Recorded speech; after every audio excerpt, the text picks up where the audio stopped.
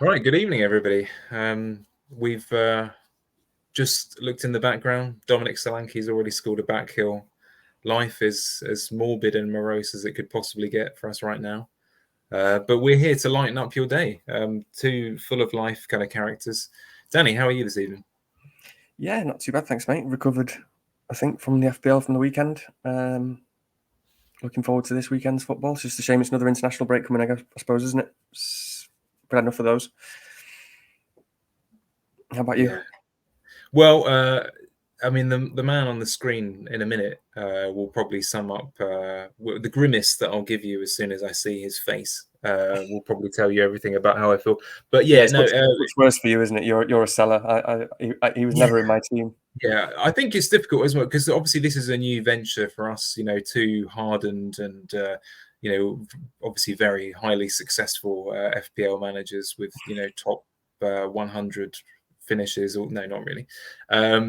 And but this season and last season personally have been a bit of a nightmare, and so you don't need to listen to us. We don't know what we're talking about. More so Danny, he's generally smarter and knows what's going on, but what can we do? But yeah, lots to talk about this evening. There's only two of us because everyone is either ill or what have you, so there's just two of us. But yeah, plenty to talk about though. Thank you for people sending in their questions. And we're going to kick off with some chat about someone who is a bit of a mortal enemy already now. And that's Mr. Dominic Solanke and the issue of Spurs. So, Danny, you didn't have any going into game week 10, is that fair? No, I didn't. No. Not that I didn't rate them as picks or anything like that. I mean, it wasn't. I just hadn't. I was pretty indifferent, really. It still hurt. It still hurt because everyone, the people you're playing against, a lot of, he was kind of optimal, wasn't he? So a lot of people you're playing against he was in the teams. Is what it is, isn't it? I mean, I think obviously he is a good pick. Right? We already know he's a good pick for various reasons. But I do think like the 16-pointer just obviously in a season like this just distorts things a little bit and people get a little bit carried away. He's a good pick. He's going to score lots of goals. Do I expect him to get 16 points regularly? Not really. So I think it's the thing. So this time last week when we were talking about this, and he was there in the team. I had no great intention to move him on at that point because it didn't look like I was going to be able to do an awful lot. I had 2 free transfers, didn't I, personally? And it was a kind of the case of either go aggressive or sit and wait.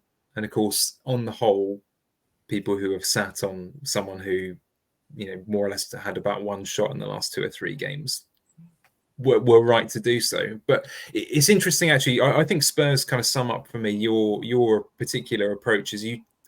Correct me if I'm wrong, Danny, but you tend to not think so much about just covering certain teams. You're about the quality of the player and the player that you back. And so that's why a few weeks ago when we had a conversation about Luis Diaz, it was kind of, no, it's not someone that interests me. Is that fair?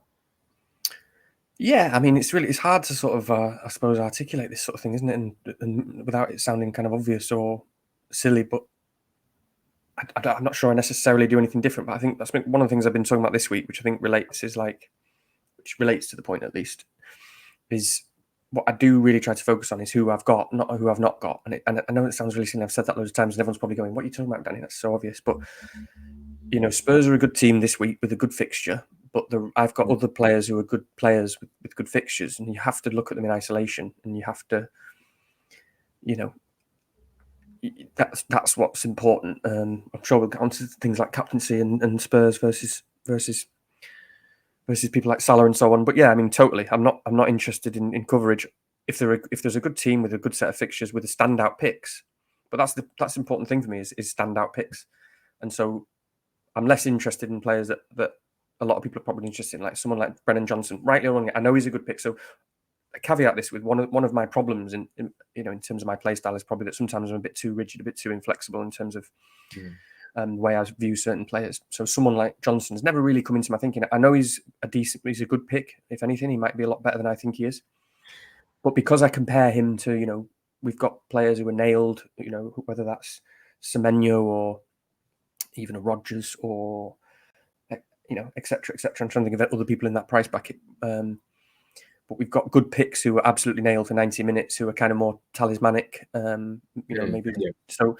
Players like that, I'm not really interested in. I like a Porro if they've got good fixtures because he's nailed and he's so involved and so on and so on and so on. And I've always liked Solanke because he's just kind of pivotal to that attack, isn't he? I don't, but I do like Solanke. I'm not convinced. I'm not convinced necessarily that he's worth the money. I mean, I'm going out without Solanke now for the foreseeable. That's the path that I've chosen, and that could hurt me or it could not. But he plays in Europe. The minutes aren't absolutely fantastic, but he's going to start every game. But Son is someone I'd normally always be really interested in, but he's just been a bit on and off with injury, I suppose, and minutes here and there. So Solanke's been sort of standout pick for me, but then he's still Solanke. Yeah. There's still good cheap strikers, So I've picked him twice already this season. Have you? If you just remember this. So game week 1, I got him pretty early, and he was not unfashionable, but he wasn't hugely popular either.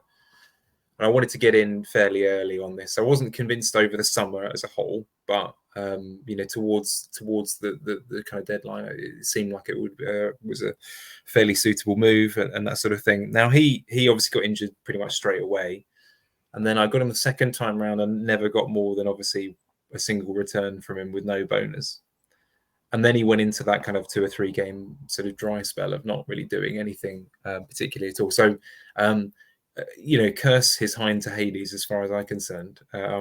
But it's interesting. I do see, by the way, people the narrative has really shifted, isn't it? Because this time last week, people were kind of like, oh, okay, fine, I'll put up with him for another week or two. But now I see plenty of people considering the sort of midweek bravery captain is Dominic Solanke this week. I mean, do you subscribe to the other thing, by the way, just a second question to add to that kind of captain one was I see people reversing their move. A friend of ours who's come on the show, or chat rather, Pep, I mean, he's genuinely talking about reversing his move from Raul Jimenez and getting Solanke back in. Yeah.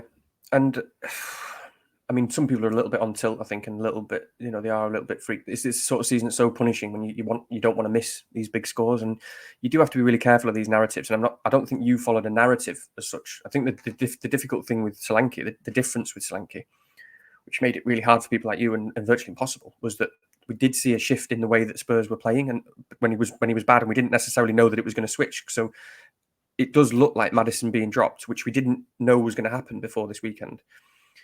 Maddison being dropped does seem to have changed the midfield, the way they function, and does seem to have allowed him to be a bit further forward in that number 9 role that we saw earlier on, which we couldn't necessarily see coming. But I do think you've got to be. That's what I've said loads of times. You've got to be really careful about these narratives that you do see building up in relation to other players and how that perspective changes. I mean, it reminds me of what we talked about with Palmer that week, the week of the wildcard 6. Everybody said Palmer's not as involved enough. We don't need to go there because people couldn't afford it or they couldn't make it work. And a week later, he was essential and he was the best player. The player you needed more than anyone else in the game because he'd got a load of points. So I don't think the conversation so much necessarily relates to Solanke, like I say, because there was a change in the way that the Spurs have been doing things. But at the same time, you do have to guard against any kind of being influenced in any way, especially after a couple of games. But I think what you've just said reminds me of why quite a few people are tentative about picking Spurs generally, is that you don't quite know what you're going to get from one week to the next. And, I still feel, I know that it stings obviously quite a lot, a sort of 14-point reversal or whatever you want to call it, if you picked up a Wissa or a Jimenez, etc. Is, if you offered me, maybe this is a play style thing. If you offered me, teams that are just a little bit more kind of reliable in their output and where it's coming from, I would still err towards that. I do think naturally, if he suddenly gets penalties or we see him playing in this role for 3 or 4 games in a row, then that changes. But equally, the players in that bracket, when you think about going forward, we'll talk about this a bit later on, but this kind of 7 million plus bracket, would I be picking him above an Isak or a Jackson for the upcoming fixtures? I'd still say no. So it is a bit of a quandary. in of itself. Yeah, that's it. I mean, that's the conversation really, is that bracket, and it's what the cheaper strikers are doing, and you're making that bet one way or another. A lot of people are. I guess I'm thinking about Pep here, and maybe you to an extent, in terms of how much it's annoyed. Certainly, like Pep was not just that he sold Solanke and Solanke banged, but it was that they replaced him with people like Jimenez who didn't do anything. And again, like for me, I'm not gonna soak up any of that kind of feeling or emotion about Jimenez. It's one game. I did worry with that Brentford game. Zoff and I were talking about it on a group chat again last week, and I said my one worry is Frank. Thomas Frank was furious with the way Brentford had been defending, and you thought they're going to have a whole week of just practicing defending. They're bound to come out, and the primary goal is going to be not to concede any chances, and it's kind of how it played out. But I'm still happy with players like with Jimenez, and you sort of you made that switch in other areas. You sold Calvert-Lewin, who again that would have been seen as suboptimal. He's still a good player. He's getting good chances. He had a good fixture, and you got someone like Woodin who scored. That was an aggressive move. That was part of those moves. It could have gone. It really could have gone either way. I think everything just worked against it in terms of what Spurs were doing and what, say, Jimenez was doing. And it's an extreme outcome. It's 16 points to 2, or it's 16 points to 6 for Cunha, or 16 to 7 for Wood. It's not that bad. It's not. No. In terms of sorry, I'm talking too much, but just to say, in terms of reversing the move, well, I guess we'll come on to that in terms of free hit. But it's what you think is going to happen on Sunday. But what do you think about reversing it? No. No. I think one of the problems with talking this season about some of these kinds of questions is that so normal season, as in every season before this one, it would be an absolute stone wall no from me. I think what's complicating matters is there won't be many, but there will still be the odd manager out there with 3-4 transfers, and then yes, probably that does change. That does change it somewhat. So yeah, I think that's always going to be a caveat this season. Is I'm always operating on the assumption that anyone sending us a question, for example, or us thinking things through, I'm going to assume that they've got 1 or 2 transfers. But if they've got that kind of luxury of 3 or 4, or the skill to have avoided umpteen injuries, then good luck to you. But generally, no. I think you have to think that you did that for a reason. If you restructures, managers think about restructuring more heavily than they do a regular transfer, right? So if I'm moving a DCL to a Cunha or a Jimenez, I won't give that a great deal of thought. It only needs to be, have they got slightly better fixtures? Have they got slightly better form? Do I like the player? That sort of thing. But if I'm thinking about moving things around quite a bit, then that changes the kind of conversation. So that's how I would look. Bit of a lag there. Whilst we're gone. Yeah, no, just to say on that point as well. There's a lot of things to consider with this Solanke thing. It's important because I think it relates to the Palmer thing as well. And it's a good point, in terms of if you've got 4 or 5 transfers. I think if I had 4 or 5 transfers, the way I would still view it with Solanke, for example, is, you still need to make the decision long term for me. I don't like the idea. I'll get a 1 week. I'll swap someone for 1 week if I'm going to captain them. If I think it's standout captain, it's a really good move. But if say I'm bringing Solanke in, so first of all, it's probably optimal to bring Solanke in a lot of cases. So reviews recommending to me to bring Solanke in for Wood this week, for example. So a lot of people will be influenced by that. Solanke will be high on things like review and models. But for me as well, and that's fine, first of all. But you do need to make a decision long term about the structure and the replacements, because even if you've got 3 or 4 transfers, I still view each transfer as essentially being worth 4 points. So if I'm bringing Solanke in this week and suddenly next week I don't want him because they've got a tough fixture and actually I want the money back and I want cheap strikers, you're potentially moving out. So it's potentially 8 points for a striker who's just been away in Europe. He's got 3 days rest. He's probably going to play 70 or 80 minutes and he's probably not on penalties. It's like, if you're bringing him in for the long term and the plan and the structure is around some kind of 6 to 8 to 10 week thing in a crucial period now coming up to Christmas where it's tight, fixtures are going to be congested and you want players who play and you want to set up, you need to have a team that's set up and a structure that's set up such that you're hopefully able to save transfers and react to things elsewhere. So Yeah, it relates to other points. I'm not a fan of just like bringing Solanke in now because he's got a great fixture last week and he scored 16 points. I mean, I'd be interested. I know that there are no hard and fast rules with this, but I think for people who are thinking about the longevity of transfers, and I know that season is different. We can get 4 or 5 potentially if you're lucky. For me, it's always a minimum of 3. I don't know why. It feels instinctively like. I mean, Jimenez is a good example of this point. Okay, so if it goes horribly wrong, if he genuinely looks dog awful over these 3 games, then it's quite an easy switch to I don't know, Welbeck is an obvious example. For example, if you've got a bit more money, obviously you could bump it up to Jackson or something like this. But 3 games, feels like the minimum. Yeah, I'm with you. Yeah. Before we actually, just very quickly before we kind of move on to other misfiring. Sorry, actually, no, not misfiring strikers. Where it's quite a flip on that point, but someone who's not in quite such good form. On the issue of captaincy, how strongly would you consider a Spurs asset for this week? Are you put off simply because Son was the best asset and is unlikely to get 90, or would you back someone like Solanke if you didn't have, say, Salah? I think if you've not got Salah, it's a different conversation altogether. I think Son is probably. I mean, right. I think Salah's the standout captain objectively this week, and we'll come on to probably a discussion about what we think about how the games are going to play out and so on shortly. I would have thought, but obviously Son, for example, is one of these players where it's kind of like free risk, if you like, in terms of models. His projected points will be close. If depends what you've got his minutes on. I suspect his minutes will be pretty good. Not terrible. Expect him to start. It might depend on the scoreline. I'd much rather captain Son than Solanke. It's just penalties, it's caliber, it's the player. Unless I've wrong, I mean, I've not been looking into Son's minutes. I know he's played a half tonight, and he was taken off early the other day.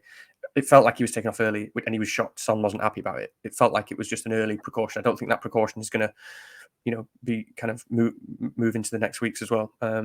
So in my head, I see Son as 75 minutes, maybe more, 80 minutes. So he's fine. And then Solanke, similar. I'm not a fan of Captain Solanke, a striker not on penalties, who's not necessarily. He could be tired. They have travelled. I know he didn't start tonight. There's some fun there. There's some free risk, but I think Salah is a bit standout. So, yeah. What about you? Well, so actually, one of our questions later is from FPL Fraser, who's been kind enough to send in a few questions most weeks actually. And I kind of operate. This is one of those few areas of the game where I have. I'm not going to pretend it's written down, although it was at some point. I have a kind of captaincy checklist, so to speak. They need to meet certain criteria, unless there's an absolute something goes wrong, or you need someone to pick on someone that's not usually amongst your choosing. But broadly speaking, Haaland is the exception to this rule. I prefer to have players who you don't need to rely on other people serving them, quite so extensively. And I think this is why Son just is instinctively a better captaincy option if he is likely to get good minutes against Ipswich, because he's the kind of player who he can create it for himself. He can create for others. I don't know whether he's on any corners anymore, but there are other routes and avenues to points. It's quite plausible that you could see Solanke not on the end of something or not creating something. It is just possible, whereas it seems less likely for Son for me. So this is why there's a reason why Salah for the last 5 or 6 years has been broadly the best player in the game and the best captain. Is because he has these sort of multitude of different routes to points. He can create it for himself. He links with others. He knows his place in the team and so on and so forth. So it would be, unless if you were very confident of Son's minutes, consider it, and if not, it's just a no, really. And I think, I completely agree. And I think on top of that, just to add to that point, obviously it's the minutes as well in terms of those players that you mentioned, Salah and stuff like that. But it's also a midfielder, and maybe this is another example of me being too rigid and not. But I hardly ever captain strikers, unless it's Haaland. And I'm trying to think. I was just thinking in my head then as you were talking. because I don't really like it. I just feel like the ceiling is just a bit easier to get to those high points with the midfield, with the extra point for the goal and the clean sheet points, and then obviously I being think that involved. the Even last problem is, season, isn't it? even last season, I was struggling to captain Watkins, and that was probably even that felt he's not on penalties. But yeah, go on. Well, it tends to be a cheat. It always feels to me, and that there's I'm sure that there's someone out there who's more data orientated that will put this together. Is that you have this perception with strikers that they are more likely to return, but they are less likely to achieve those kind of high outputs and thresholds. So, if you were asked to, I look at my front line. Actually, our front line is the same at the moment, and it's a bit of a spoiler here, but they're all strikers in this kind of roughly 6'5" kind of category who are pretty much staples in their team. Now they're the kind of players that are very likely to score 6 points. There's a good chance they get 9 points, but they are very unlikely to score 16, 18, 20, those kind of returns, right? And that always makes them a difficult push for captaincy. So I like them. They're very useful, but they just don't really hit those heights. I'm going to just very quickly, because we have talked on it a little bit before we go on to one or two of the other topical things this week, just because we have mentioned cheap strikers. So for you, so you've got a striker on the screen who has got a terrific fixture, right? He's playing an absolutely dreadful team at the moment who, are on the brink of firing their manager. Fingers crossed. Would you keep patience? Is there any way in which you could foresee an acceptable compromise of waiting another week or two? Because he's got West Ham and Brentford. He's got West Ham and Brentford, as I was just about to look. And Brentford's at home next week. Was Mac asking about this as well? I just want to, because I think Mac was. I just want to shout out if he was. Our friend Mac, who's a great manager and a FPL account. I think it's very difficult to hold on to him. I wouldn't really want to, but I think that's also because it's not. It's also because I'm really not sure on his minutes now. Beto's looked good when he's come on, and there might be, Dyche is potentially getting annoyed now, and it might even just be that almost a psychological thing of, I do want him as my first striker. He is my best striker. I know he is. I want to play him. It's now getting a little bit silly, and I think that I want to try a different route of you need to sit on the bench for a bit and think about the fact that I'm not going to give you forever, and if you want to come back into the team, you need to start scoring goals. So he could easily just take that sort of approach. And also, Beto's really done well when he's come on, and you might just want to similarly reward those players who are actually playing well. So there's a significant worry over his minutes now, I think, and that's enough to just be he's not playing well anyway. So, and there's just loads of good cheap strikers. I mean, there's loads of good cheap strikers. So I would sell him, but obviously, if I wouldn't sell him for a hit. No, because of exactly what you've just said in terms of we're not expecting that huge hauls from those who replaces. But at the same time, there's always there's potentially that conversation of does it get you ahead with transfers? Sometimes when you make a move again before Christmas, do you want to set yourself up? Do you know you've got transfers to make in the next few weeks? That potentially changes things a little bit. I still wouldn't want to sell him for a hit, but sometimes it's just getting ahead for a week, doesn't it? Just that could gain you 4 points in transfer next week. So, but I think he's a big worry now. I mean, instinctively, there are not. Last week and game week 12 and 13 are all weeks that just feels a little bit easier to move on a striker with a fair amount of options. This week, it kind of feels like you've got ultimately one. Well, unless you are a strong fan of Evan Ilson, which I don't know enough about this particular player to kind of back it, but it seems to me that almost anyone moving in this category this week is going for the same player or one of two players. I mean, actually, it's interesting that Max says if you already had Cunha, would it dissuade you from having Strand Larsen? I mean, you yourself have got a Wolves double up, haven't you? So this is quite an interesting question for you. Do you consider that is that a little bit too mental for you? I don't. Again, it relates to what you asked me before about I'm just in terms of how I view the players. I would entirely be viewing them on. If I think Cunha is a good player with good fixtures, it's not exactly the same. But I mean, if I essentially think Wolves are decent and that's why Cunha is going to score some points because they've got such good fixtures, I would just be looking at them entirely in isolation, and I'd have no real problem with getting the double up. You're just making a bet. It's absolutely fine. And he's looked really good, hasn't he? But it does depend, because you were saying everyone's going for the same one. Well, there's Jimenez and there's Wissa as well, isn't there? Is Wissa not in the conversation? Yeah, Wissa's got a nice three game stretch. 2 home games. He's got Bournemouth. He's got Bournemouth, Everton, Leicester in a couple of games' time. I can't remember what the middle game is. Yeah, but Everton. Yeah. So he's a solid. He's a great option, Wissa. So who is it? Wissa. If so, Calvert-Lewin's 5.9, Wissa's 6. Strand Larsen's cheaper. And is there anyone else? There's Evan Nilsson you mentioned. Who presumably is around about the 6 mark, and then you've got Welbeck if you want to go a week early. Okay. I mean, not a week early. It's not a terrible fixture, as you know, but you wouldn't. You're not. No one's looking at Man City at home in the fixture book. I know that there's been a lot of bad press, but you still don't target that. Yeah. I think, I talk to Late Riser quite often, and he's talking a lot about. He won't mind me saying again, because I'm sure not many people will be watching us anyway. But he's talking a lot about Evan Nilsson. He's probably said that all over Twitter anyway. Yeah.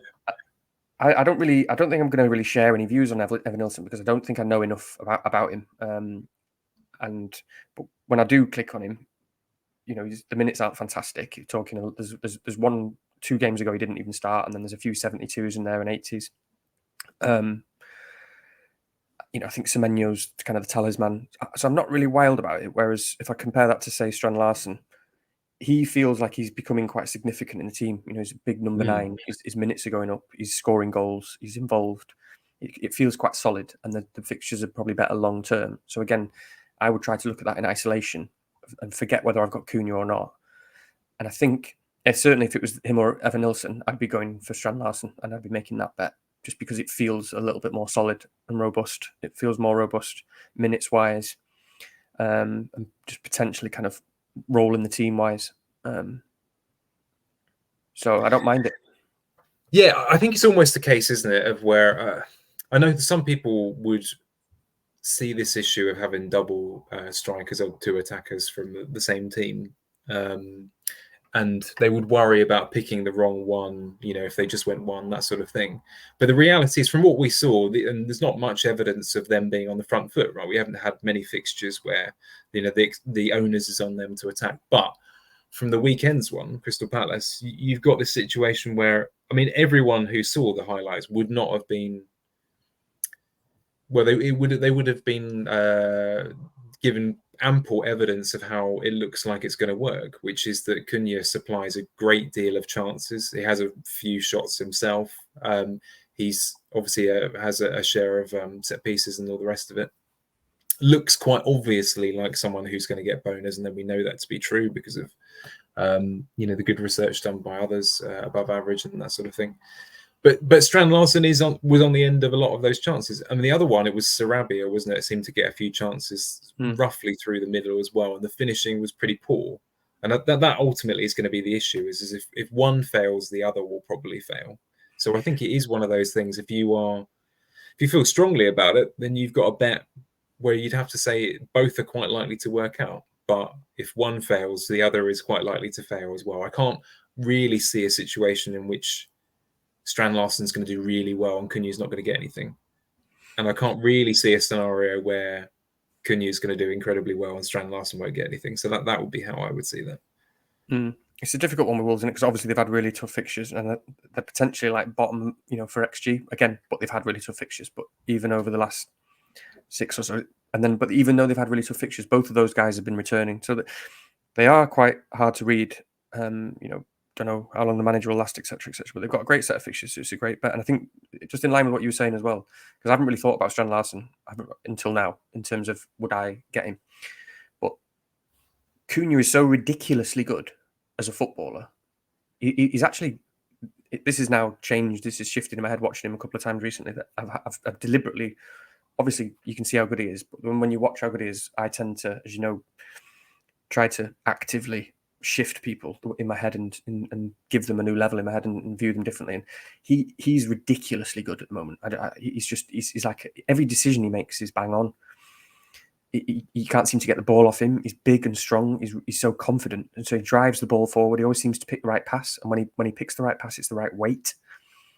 So you can see why he's so involved and why his bonus is so high. He looks like a world-class player. He looks like the sort of player who won't be at Wolves next season. And I mean, if this is a long-term thing, I'm genuinely, he's that good that I would take him at United tomorrow.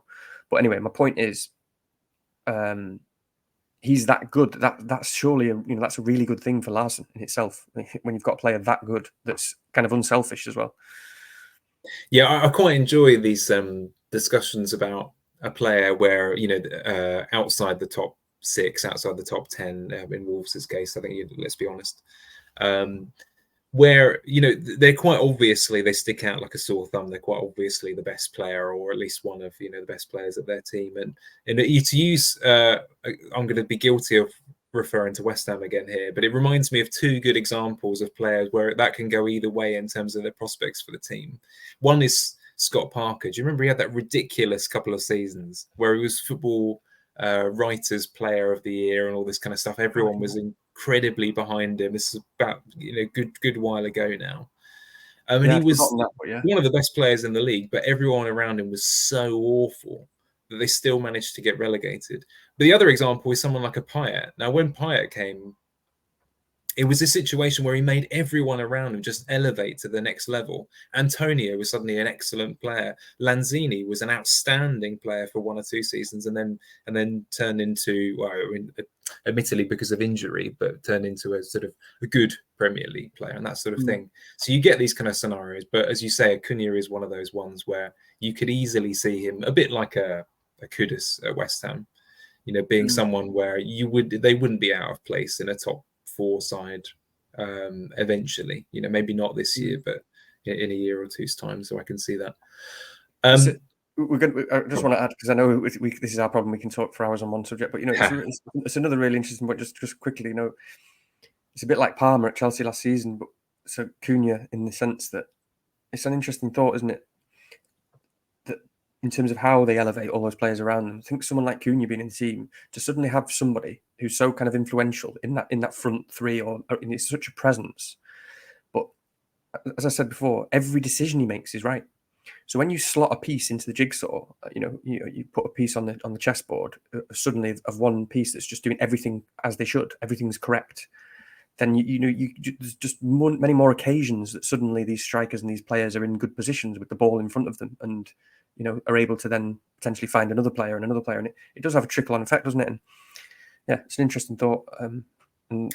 You were right to say that, though, because actually, again, referring to the highlights, I'm sure most people here would have watched Match of the Day or something along those lines. And those kind of supplies to the potential assists anyway to Sarabia and Strand Larsen, etc.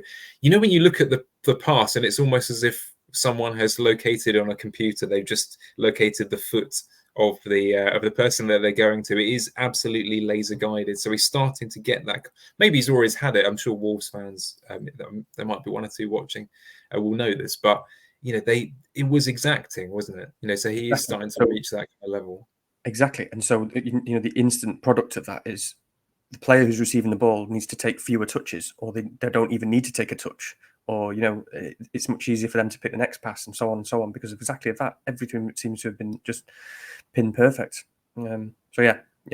So I like them both. I'd look at them in isolation. I like Larsen. Feels pretty solid compared to those other guys. Although if Wissa's a tough sell if you're going to go in over Wissa. Yeah, I think ultimately this is one of those ones where you can. It's a boring cop out, but whatever your budget, if you are someone who can't afford one, then you can get the other. I think it's perfectly viable. But your expectations probably drop just a little bit to match. One of the big debates this week is on. Hopefully, you can see. We got some Palmer on the screen there, and at the time of recording for us, anyway, you still got this situation where.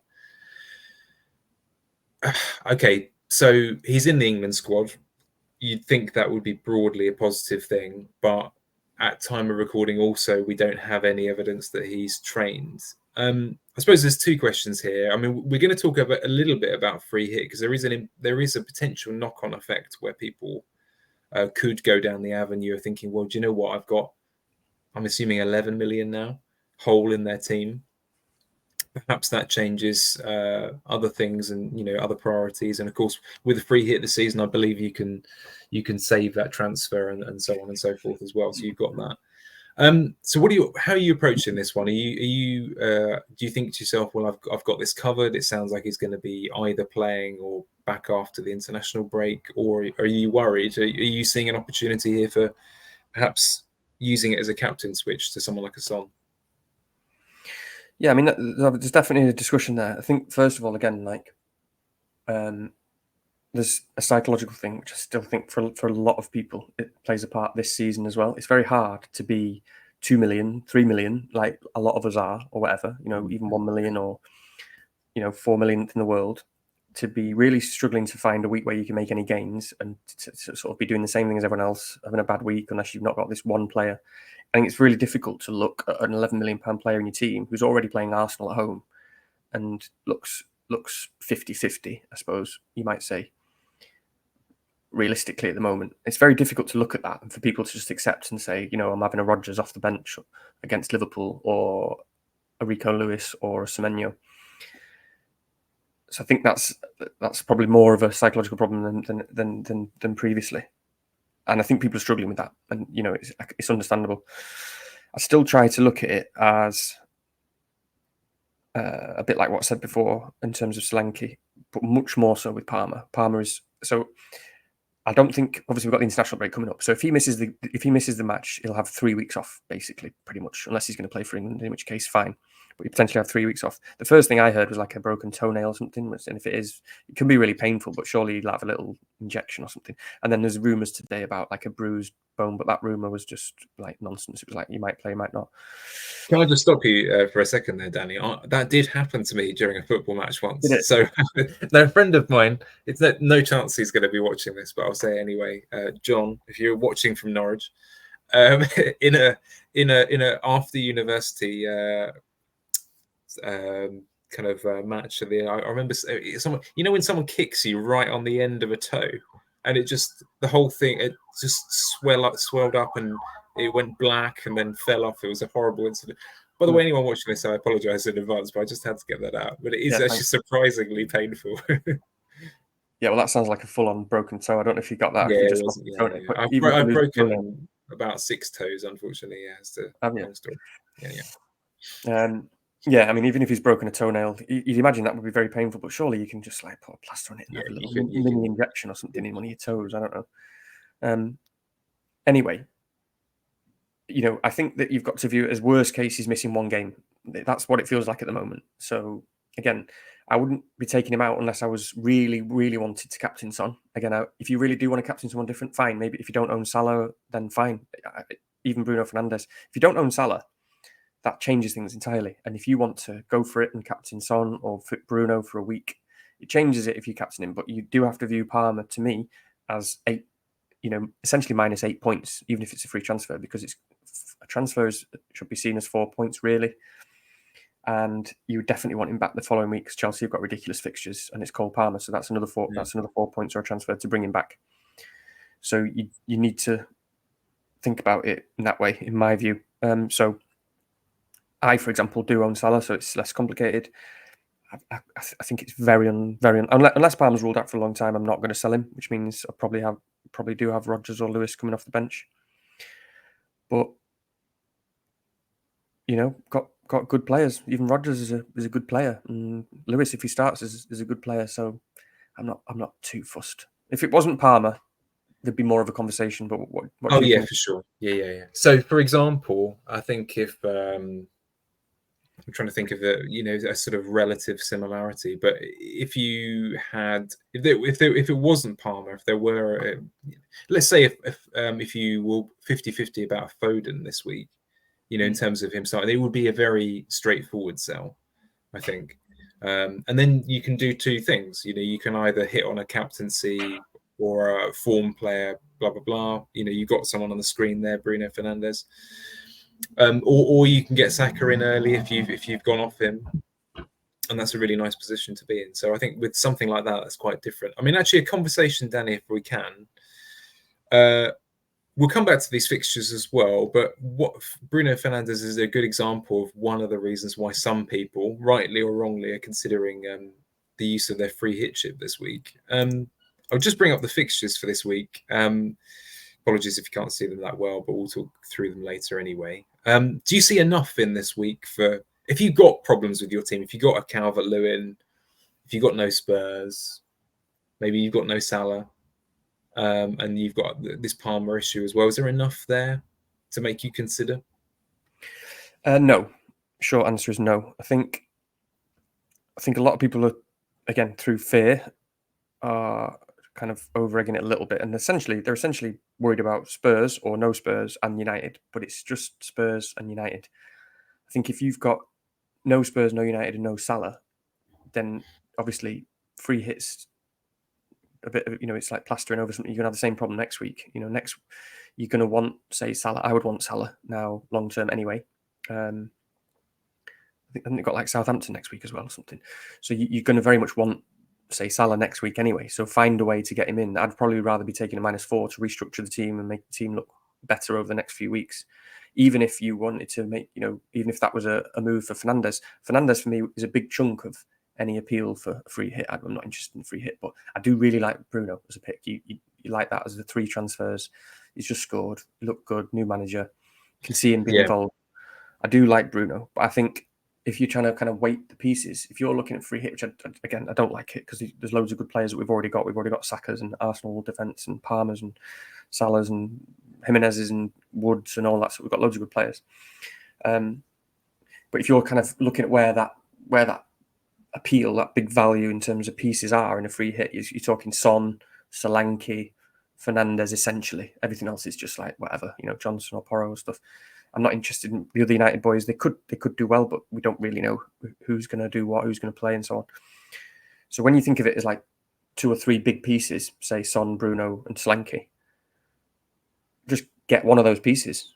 Or even if it's Salah, just get one of those pieces on a free transfer, or maybe even 2 of those pieces on free transfers, and sort your team out for a bit more for the long term, and keep the free hit chip. You know what I mean? Do you know? I'd love to be the person. I was hoping you'd ask me, and then I could pretend to be really behind the idea of it. It's like, yes, absolutely, free hit 11, and here's why. But I tend to lean on the side of I think objectively most managers in and around our kind of level of interest in the game are probably worried about 2 games, and it's Spurs, Man United, as you say, and you've probably got sorry, Danny, you've probably got 1 Spurs. I think the average manager, I don't know, this is the kind of thing where you go to a professional podcast who will be like 1.9 Spurs players and 0.5 Man United players in the average top 10k teams or whatever, but I don't know the answer to that. But Manchester United are the obvious one because almost no one. Let's just speak about the managers that we know. I can't think of anyone in the immediate sense. I can think of 1 person in our SKLW team who's got a Manchester United player, and I think we've got 1 Bruno. Maybe we've got a couple, and that would be all I can think of. And then Spurs, I would say everyone tends to have 1, and then a couple of people have got 2, and it's that kind of thing. And they're about to run into a bad fixture, so I can see from that point of view the kind of free hit appeal. But yeah, I really can't see it, especially seeing as that a few people recently used, probably a triple captain, that sort of thing. I don't know whether I'd be going into this one. Yeah. So yeah, it seems wasteful. Let's be honest. But if you are, I think, the kind of names, are there any names that stand out that you think, well, virtually no one owns them? I'd be really interested in taking a dab on them this week, or whatever you want to call it. Yeah, so I'll come to that now. Just to quickly say as well before that is like, you can understand it. I'm thinking now, I've kind of blocked this sort of stuff out, but there are a lot of optimal managers, if you like, and analytics managers who've set up in such a way as they do because they make good long-term decisions to have kind of 2 or 3 Spurs players. I think about those managers or managers that I might be competing with rather than the general kind of the general public or whatever. So a lot of them have set up such that they've got Bruno Fernandes actually and Solanke and Son, and it is a little bit of a worry, and it is what it is, and that's fine. And it wasn't like I went into this game unaware of these fixture swings or unaware of Spurs. It's just making certain decisions that could, I still think it could kind of go either way. And obviously, the things like Salah, I think Salah's the best captain, so that changes things a lot for me.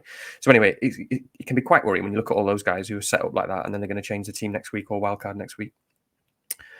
But that aside, yeah, I think you just have to swallow it. That's my view. You just have to swallow it. We've still got loads of good players. If I was free hitting, I would definitely have Bruno, and I would have Solanke and Son, and I guess you'd be picking between the Poros or Johnsons or someone like that. Who else is fun? You got anyone in mind? I'm looking at the fixtures now. Obviously, yeah. This is what I kind of meant about not really being worried about a bulk of the fixtures there, because even Brentford, Bournemouth, I don't know that I could call that game. I could easily see Bournemouth winning that, 2-0, 2-1, and actually that not being a particularly profitable game from a Brentford point of view. So it is quite tricky. They do almost always score at home, so it should be all right. But it's not a one I would bank on. It's one of those fixtures that you think, it's in the sort of block of 6 or 7 great fixtures, and you're fine with it. But would you target it? Probably not right now. Sorry, go on. Yeah, no, on your exact same point. I think I'd be making the bet that this is. I think we've potentially seen the end of the 5-2 and 5-3 Brentford games. Frank was really annoyed. We said that, and before this Fulham game, and they approached the Fulham game completely differently. And Brentford, we've seen Brentford in the past. They can be a very solid team. They can set up in such a way that they're really, really difficult to play against. And we might see a bit of a phase now. That's why I'd be looking at that game, rather than it being a 5-2 like we've seen before. Like you say, it could be a 0-1 or a 1-1 sort of thing. But aside from that, so that's not a game that greatly interests me. Palace, kind of likewise, I think it's fair to say. West Ham one, I know on paper it looks like a terrific fixture. You might say, but for who? No. I couldn't. Sadly, I can't. I can't get behind getting too involved in that at the moment. Wolves, the obvious characters. There's not much else really. There's not enough for me. And there are a lot of close fixtures this week. There's a lot of fixtures that you could easily see it being one goal either way. I mean, Nottingham Forest, Newcastle was a good example. That Chelsea, Arsenal, were they games that you can really pick apart and think it's obvious who's going to win? No, not really. Very difficult. I think just to throw out again some fixture thoughts, because I'm just looking at the fixtures as you're talking at the same time. Liverpool would interest me. I know that's obvious, but on a free hit. But I didn't see the highlights, but didn't Diaz play up front? No, I didn't. Yeah, he did. Yeah. He played number 9, didn't he? So obviously there's that. So that sounds good. But Villa have obviously, I'll be very much hoping that this is how it plays out, because I'm going to have Salah captain. But Villa are away at Spurs on Sunday, away in Bruges on Wednesday, and they're away at Anfield on Saturday. So that's shocking. Yeah, it's nasty. That's as tight a schedule as you can get, and 3 away games, and they look knackered, and they've looked knackered recently. And obviously they played right till the end of the Champions League game because it was a big game. So fingers crossed. Obviously, I've still got Trent, who's annoyingly, a lot of people have had to sell and I haven't, but yet he's not got me any points. But you'd be looking at maybe Trent, Diaz, Salah sort of thing, wouldn't you, if it was a free hit? Yeah, you would. Yeah, actually, strangely enough, now that you've mentioned it, it would seem fairly straightforward to get Diaz at the moment as a pick for this on a free hit. But otherwise, it wouldn't seem like it. So that's a really interesting call. Speaking of teams who are sort of depleted, they're a nice little link. Are you worried about this at the moment? Are you worried about the Rico effect on your team? Because I know that we've both got him. He's that awkward. Is he third? Is he fourth defender? You've kind of covered him off, haven't you, quite nicely because of the Wolves fixtures. I'm a little bit more in trouble, but we'll come to that in a minute. What do you think? Are you worried about his prospects going forward? Is it a short term or a long term concern for you, Rico Lewis? I think the minutes are just more of a worry now than they were, with obviously them playing really badly. Kyle Walker coming back. it's just a nightmare with someone like Lewis, isn't it? And it's why I don't typically only sort of players. I always talk about players who play and stuff like that. Obviously, I think it was fine to buy him when we did. He could have got a lot more points. We all could pretty much tell with injuries and where he was playing that he was an obviously 4.5 million. Don't mind going somewhere if it's really cheap. But it's a bit like Foden, and it's always a problem then in your team. You're scared to bench him. You don't know really when to play him, and I'm just now going to be quite sort of strict and again make a bet, make a decision, and be sort of decisive, because I think it's very reasonable. Because if you think of it in 10-game stretch, yeah, he could hurt me easily any game. But I would be making the bet that over a 10-game stretch, picking a player who plays, whoever that may be, or playing a player who plays every week, I would expect that to probably win out on Lewis now, because maybe he starts 8 out of 10, which is good for him. Maybe he starts 7, maybe he starts 6, which is not very good, So I'll be making the bet now. I'll just be saying, fine, it could hurt. You've got to be decisive. It's a bit like if you own Phil Foden, it's never a good time to sell him. Just make a decision if you can, if you're in that position. If you have to play him, then it's fine. It's not the end of the world. He's probably slightly more likely to start than isn't, just because of his versatility. I would think, it's probably going to be 60% sort of likelihood of starting most games now, and we might get a leak. And if we get a leak that he's starting, then I've got a decision to make. Actually, definitely got a decision. That's a pretty worrying thought, actually. But obviously, even if he starts, he could come off any moment. He could not make it to 60. City's defense doesn't look good. So I personally, and my advice would be with Lewis, is be decisive. And I would fall on the side of decisive in the sense of he will now be on the bench for me. Wherever possible, I'll bench him. And I'll potentially just upgrade him to a better player. But you don't need to, and we'll come on to your team later on, but you don't need to sell him, do you, anytime soon, really? You're in a position where you can kind of hang on and wait for at least 3 or 4 weeks. I mean, maybe even longer. But other people, we'll come to this when we come to my team. I for example, the third, fourth defender is him or Milenkovic. Now, Milenkovic is great, right? It's, well, not great, but he's a really decent pick, in terms of clean sheet potential, and they look solid and the rest of it. But they still have Arsenal away next week, and then 2 weeks later, they still have Man City. So they've got 2 decent fixtures, but they've also got these horrific ones. And it is a really difficult decision because he doesn't fit into the transfer plans. Because next week, and I don't even need to look at review to know this is the most optimal transfer ever, my move will be Brennan Johnson to Saka. So, I don't need to look. It's going to be, isn't it? It's going to be at least 3 points up or something. So it is a very difficult decision for other people. But I'm interested in your decisiveness approach with that. I think in my case, I'm going to wait and see what it looks like this week. But if necessary, I haven't ruled out the idea that I might take a kind of long-term hit for this in game week 12 or 13. It seems a bit bizarre.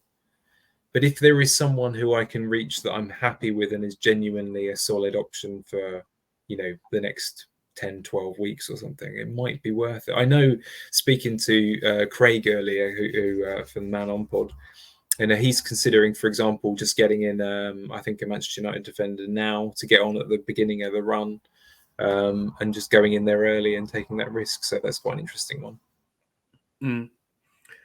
Yeah.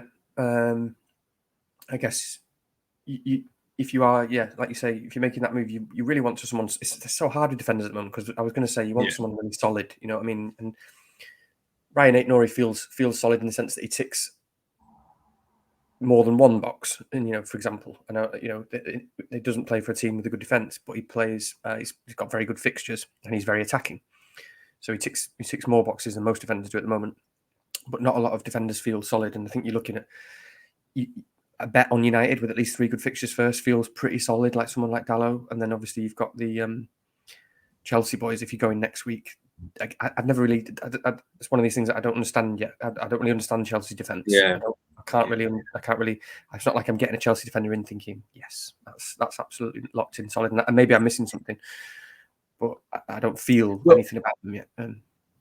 I know we weren't going to use this slide because it's way too small, and I'll have to kind of read things out and that sort of thing. But I mean, if we're talking a little bit about cheap defenders in the kind of upcoming period, I think so. Let's just assume for a lot of people they're going to have an Arsenal defender or Trent or maybe both, and they're going to play them every week. one would assume. And then you've got this awkward situation. A lot of people are touting names at the moment. I've seen this week alone, if I think about it, the kind of people that are being talked about, at least in terms of our, again, SKLW team, who people are bringing in. They're talking about Lewis Hall. They're talking about potentially a Brighton defender, maybe. Not necessarily to play from this week, obviously from next. They're talking still about Aït-Nouri. They're talking a little bit about Chelsea, and those are the names that come up. Forest less so, because I get it. Unless you've got them in a locked-in rotation, they rotate very well with Villa, actually, from memory. So if you could rotate someone like a Milenkovic with Konsa or something along those lines, but pretty difficult. But none of them are obviously stand out. They don't obviously have the ceiling that we thought Lewis might, or to a lesser extent, or to a different extent, Aït-Nouri. Is there anyone that you'd go for if you were picking this week or next and you were trying to replace Manchester United, who you would go for then? Yeah, I haven't thought about this yet because I haven't got to that. So I will need to, because obviously if I have, if I don't have any issues next week, I could, for example, replace Rico Lewis. I've got probably got 0.4 in the bank or something, so I could get to 5.2 and so on. So it's quite interesting. And Lewis Hall is one I mentioned at the moment. I've not watched, again, I'm going to be honest, I'm not really going to share an opinion on him other than because I've not really followed him enough, but the minutes look good at the moment, which is the main thing. And he's been playing really well, apparently. And what I like about Newcastle is sometimes you look at if you just look at the first 6 games of the season as a whole, they're a bit all over the place. They're conceding goals everywhere. There's loads of goals in the matches. And if you look at the last 4 games or so, they're all quite tight and they've got a clean sheet Everton. Then they've cleaned against Arsenal. It doesn't matter what that game looked like. That's an incredible achievement. So, and then they've got 3 good fixtures coming up. So there's a sort of that potential that the feeling's just getting a little bit better again at Newcastle, and they've got players back. They've got a bit of a more settled back line, and Joe Linton suddenly looking really fit and beating everyone up again. And so I quite like the idea of Hall, because you probably know more about him than I do. And then I think the obvious caveat, with Lewis Hall is just simply that, I look at those fixtures and I don't obviously see any clean sheets. I think that would be the kind of a little bit of an issue there. I mean, I'm no doubt that they pick up one or two. At home? Okay, except for that, I was looking a bit further on actually, but you're absolutely, that's at the beginning of the screen, isn't it? Yeah, I think also I'm a little bit marred by the fact that, because I've got my Milenkovic and I want my nice squishy rotation, he's a terrible player from that point of view, because he's got Liverpool at the same time as they have City, I think, from memory. Right. So yeah, it's a little bit awkward, but I do like him. He's obviously 4.3. Like you, I just don't have the longevity of experience watching him. A player I wouldn't mind just a little bit of tentatively throwing out there, and you can tell me off for this, Danny, because I know you probably will, but just a little bit having a look at Digne, because I do think because if you look at personally, I wouldn't be buying from this week anyway, but if you look a little bit further, and the rotation with the player that I particularly want, I'd be playing him in Crystal Palace, Brentford, Southampton, and those home games a bit later on as well. So it's not terrible, but it's just the minutes because of their long trips, as you say, to other places. And I was really expecting Maatsen to get more minutes than he has, but he's really just frozen out mostly, pretty much completely. I think he's getting the odd bit of minutes here and there, but he's not really getting starts. So yeah, just an interesting one. Yeah. I know that people hate him. There was actually a question sent in to us this week about FPL trolls, and he's not in that section. So no, I mean, no, I like it, because you talk about the fixtures that you might want him for in those rotations, and he's just got some really solid home games coming up, hasn't he? In between those, Palace at home, Brentford at home, Southampton at home, then Forest away, then Brighton at home, then Leicester at home.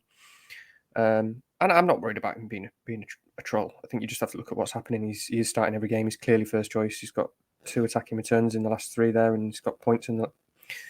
He's getting points. He's got quite a few attacking returns actually. There's just bloody hell. Yeah, he's got that must be attacking returns or bonus in 4 games already. I should have kept that to myself. Yeah, no, I know. Good shout. So yeah, I really like that. There's Kadioglu as well at Brighton, isn't it? He's been Yeah, getting he's another one. Yeah. And he's already got a couple of goals in the Premier League, I think, already. So there's loads of and a really good interesting player, picks, isn't there, in terms of these slightly cheaper defenders? There are actually some quite interesting picks, and which is good because a lot of people are going to want them coming up. You know, a lot of people are a little bit light in defence right now, and there is the Rico Lewis thing. So it's interesting and to see. it's a very difficult week to talk about this because I mean I've just mentioned Aston Villa, and if you look at the numbers, they're actually really good. You know, they're top 3 or 4 for in a lot of those kind of categories that people look at: shots conceded, you know, where shots are being taken from, that sort of thing. They're really not bad at all, and they are a bit more functional at the moment. Although, and the Aston Villa Spurs result, I don't know whether you watched the game, but I don't know whether I would fully subscribe to the idea that it's a kind of 4-1 game. You know, it went the last 20 minutes looked a lot different to the first half, for example. So, you know, it'd be easy to look at that and think, oh, Villa are a shocking defence. But I don't know whether I would go that far. So, yeah, just one to look at. But Kadioglu is an interesting player. And, of course, he can play on both sides. He can shoot. You know, I think he's a decent pickup. So, yeah, I don't hate that at all. Going this week, it's quite tricky, isn't it? Because I think people are going to be a little bit tied. I'd try and wait a week if you could. Because it's a bit of an awkward week to go in there unless you can afford Manchester United and you want to take a punt there, or Aït-Nouri, of course, if you don't mind the yellow card issue. Actually, just before gone. Oh no, I'll just say it in case I forget. But I was just Baker's just shared a story in the chat that we can break live. Not really, but everyone will know about this by the time they watch this video. But there's just a video of Cole Palmer moving freely at Stamford Bridge, just walking around freely. So maybe that's a good sign.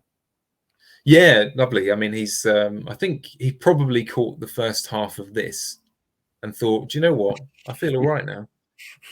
Danny's said, well, he's only going to get Morgan Rogers off the bench, and I think he needs to feel the love. Yeah. So yeah, maybe that. Actually, just before we go too far off this the screen, obviously Haaland's still there. We had a few questions this week about, you know, for those of you those people that held him, whether they would still sell him this week, or whether they would consider him as a captain. I mean, how do you see that particular split? I know you've said that Salah is your standout captain this week. Would you sell Haaland this week as well? That's the captain and sale. I know it's a very 50-50 thing there. Yeah, I mean, it's just so hard. We've said it before. You've just got to accept the variance that's going to hit you. You've got to, you've just got to choose what you want long term, I think, because there's a lot of weeks coming up where they're both just good. And what do you want your team to look like? You know, I made 4 free transfers in one go last week. And obviously that involves switching Haaland to Haaland. Haaland to Haaland? That's the bear talking there. That involved... Just a reminder that gluten-free Peroni, if you want to get in touch, will be very happy to accept your custom. I pretty much fund the whole of gluten-free Peroni's existence, I think. But yeah, you know, you just got to make your choice. I got lucky, as lots of people did. It could have gone either way when Haaland blanked with 1 XG and Salah didn't, and you know, who still played well. It just can go either way each week, and you've just got to think about the team that you want long term, who you're happy with. If you've got 2 transfers and nothing else to do, I think I probably would make the switch because I feel good about Salah at the moment, and I think it's quite a nice fixture. Haaland could easily score at any moment, but Brighton look really good. I don't really know what to make of Brighton at the moment. They just keep playing really well, and they just teams are struggling against them and stuff. And City are really struggling at the moment. So obviously that could easily go either way. Either one of them could score a hat-trick and the other one blank. I think Salah's a better captain, in my opinion. And if you can make a couple of good moves to do it and you're happy with that team, I'd probably do it. What about you? Yeah, I think the handy thing this week, you know, last week, it was a little bit of a debate. You know, would you go Haaland down to Wood? Would you go Haaland down to Jimenez? Would you go Haaland down to Wolves striker, etc.? This week it feels a little bit more straightforward. So for those people that want a bit of an easy life, perhaps it is a nicer week from the point of view that, you know, picking up, if you didn't pick up Cunha last week and you still want him, you know, you've got that nice kind of option.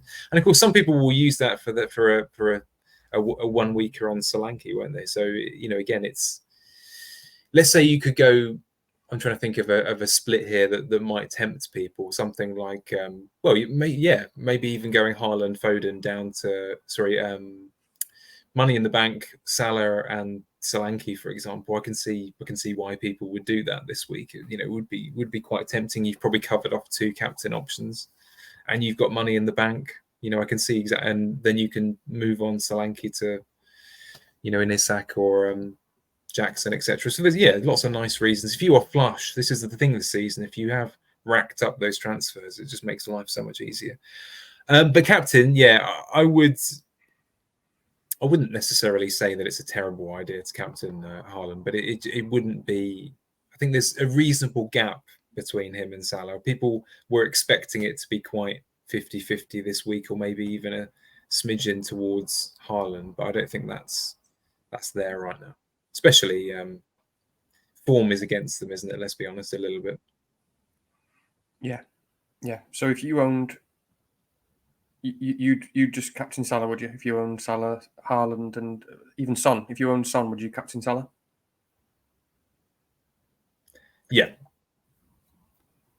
Yeah, and unless you are in a situation where you are again aggressively chasing and you are really not, and you really had an absolute stinker and you think this is your way of jumping. I'm not so minded, but you know, by all means you could. But I don't know. I just think objectively, I'd just rather have Salah than Son this week, and I don't want to overcomplicate that. It doesn't seem like a particularly big decision to me. Having Son in itself seems like a very pleasant differential addition this week. You know, if you've got that situation. You like me? Do you still own Trent? Just to go slightly off topic. Yeah, no, it's a good question. I mean, actually, I brought up the fixtures as well, so perhaps it could kind of play into this discussion a little bit. Yeah, the truth of the matter is, again, to beat this kind of drum, but if I only have one free transfer and I'm living on my wits at the moment. You know, it's a hand to mouth existence in the kind of situation that I'm in. So the decision about Trent just simply isn't a decision right now. I think if we move a couple of weeks on to game week 13, where they've got City, for example, and that sort of thing, I think it's game week 13. I might be wrong.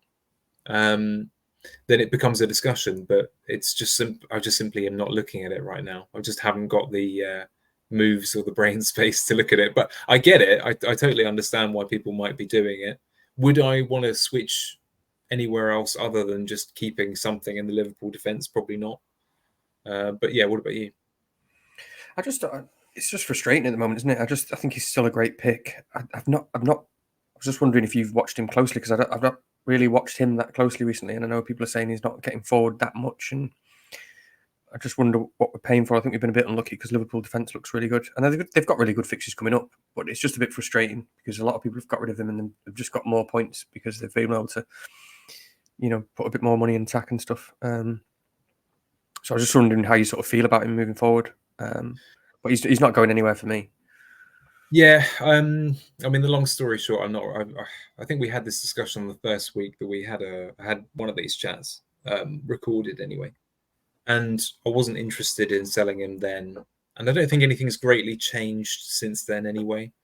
The truth of the matter is, I know it's boring to say this, but you've always got to play these three defenders, and I'm very happy to move in and out of one relatively cheap one. But it gives me a considerable amount of comfort just to know that you've got a player who's in an excellent defence. He's creating a reasonable amount of chances, even if it's not as many as perhaps it once was. Still on corners, and we don't know. You know, it's still relatively early days. You know, there is a chance that they do allow him to be freed up at some point or another.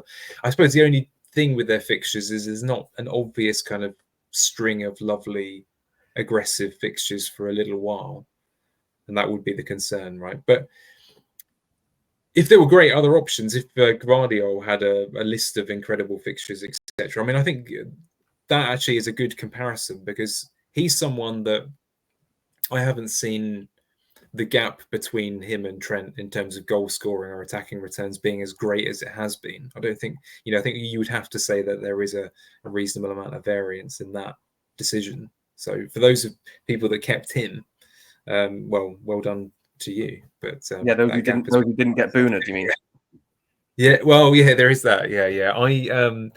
There are. We had this conversation, didn't we, the weekend? And there are people that have got the kind of humour flexibility to deal with that in those moments. I am the most uptight person you could imagine in the sort of half an hour before a deadline, particularly as I have to manage one of these community teams that we've talked about, and that's not a good moment for me. So sorry, Boona. It's not my thing. Yeah. Yeah, it's funny. He's got me twice. I think I've said it before. I think I just default to truth too much. I just assume nobody would ever do this, and I've 2 weeks in a row I've quickly sent the thing to like 6 people, and then quickly gone back and been like, ignore me, ignore that. This is not necessarily the best week to have great faith in human nature, Danny. To be honest, a lot of our viewers will be. Yeah. We don't need to talk about that. Although, to be fair, I bet Danny and I would do a really good current affairs or top politics podcast, but that's for another time and a very different crowd, probably. Yeah. Fixtures are on the screen. I don't know if you want to sort of. We don't need to necessarily sort of pick the bones out of them entirely, but did you want to give your thoughts on, because there are a lot of tight games this week?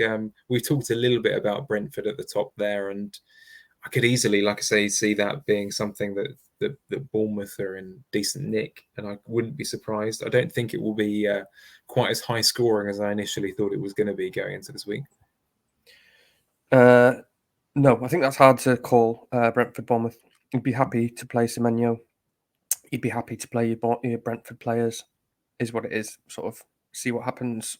Job, but like I say, I think we might see a different approach from Brentford for a little bit now. But I'm going to ask you just to flip to the other side of it as well, and like almost like two questions in one, because we haven't talked about it, and we probably should, because then thinking about optimal teams and what analytics managers might want to do. Obviously, Chelsea have got an incredible run of fixtures coming up. So, and I don't really know what to think about Chelsea, and just generally, I don't have a feeling. I don't think one player. If I'm going to get a Chelsea defender, but what do you think about Chelsea defenders moving forward? Should we even consider talking about Reece James in that conversation? And how do you see this match with Arsenal playing out?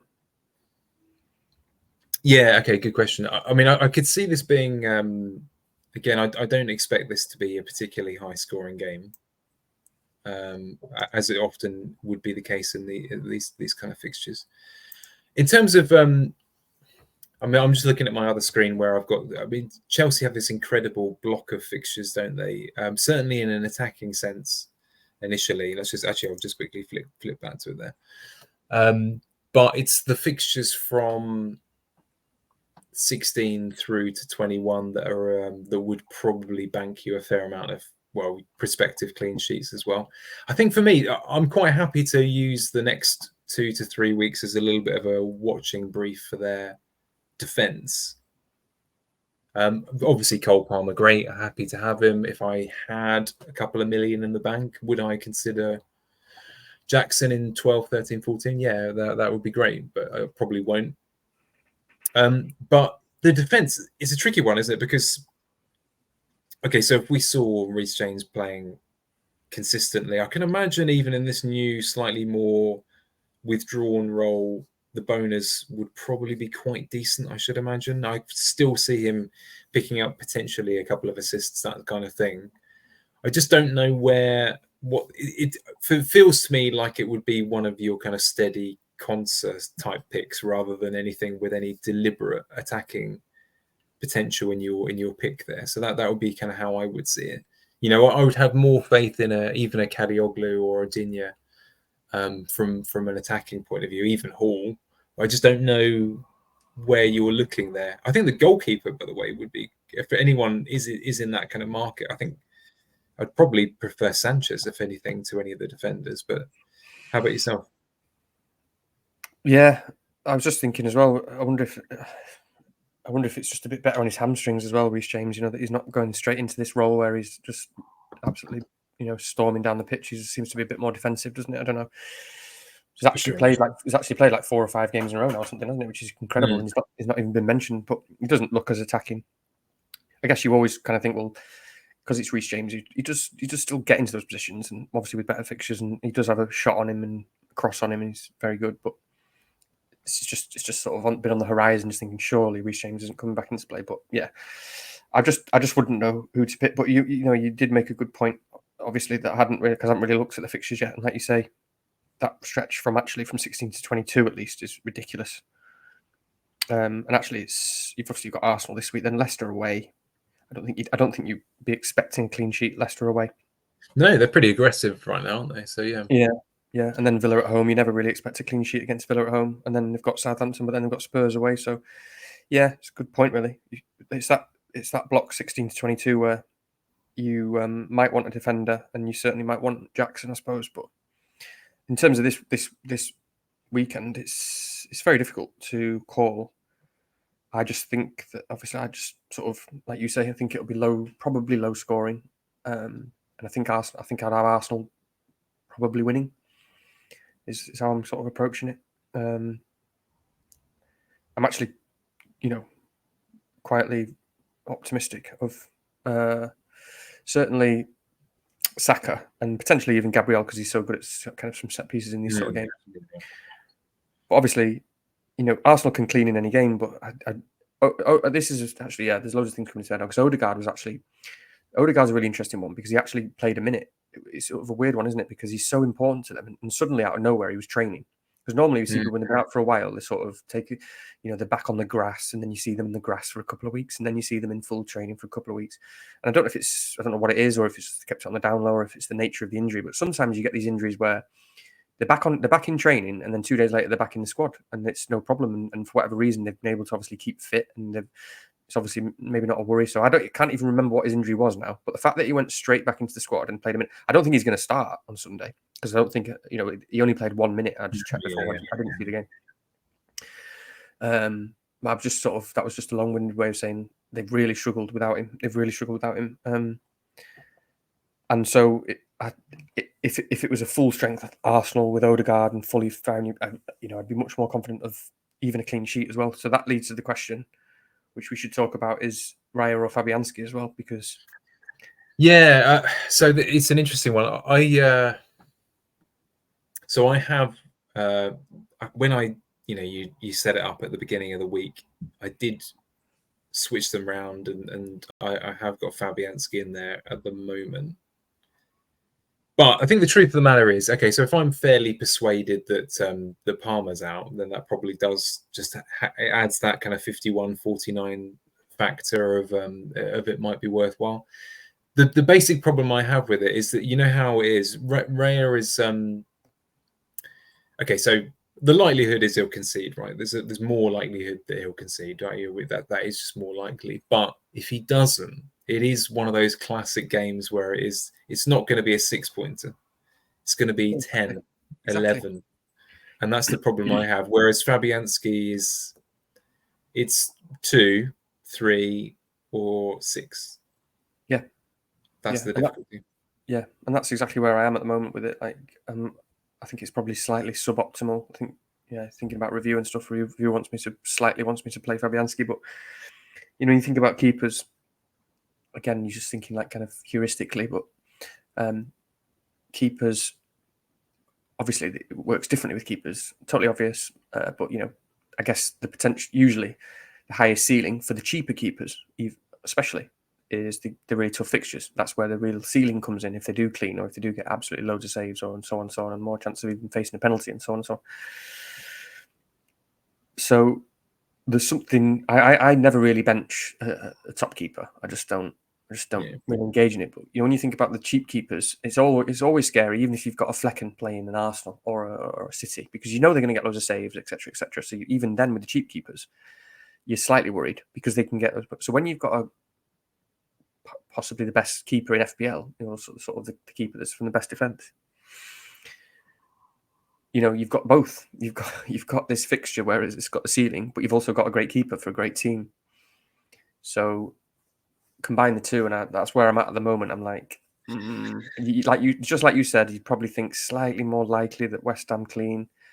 But even looking at Everton, if you just look at the fixtures, because again, you think Calvert-Lewin, you want to play a keeper who's playing against Calvert-Lewin because he can't score, but maybe Beto plays and so on. But Everton look decent. I mean, you look at the last few games.